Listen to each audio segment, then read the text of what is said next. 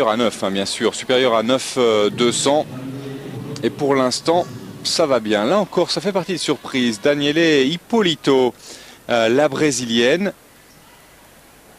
On la connaît, hein, c'est pas sa première finale, puisque à Sydney, elle avait terminé 21e du concours général individuel.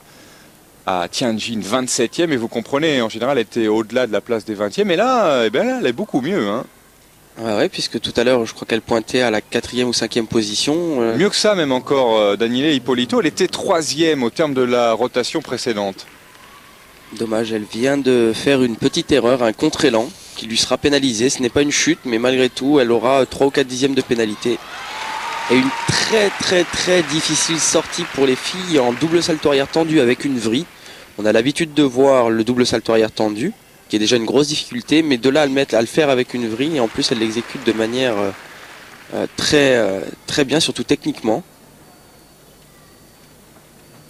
Les passages en lune dorsale, changement de main, tous les petits changements de face qui rapportent des dixièmes de bonification. Le lâcher de barre en 4 chefs.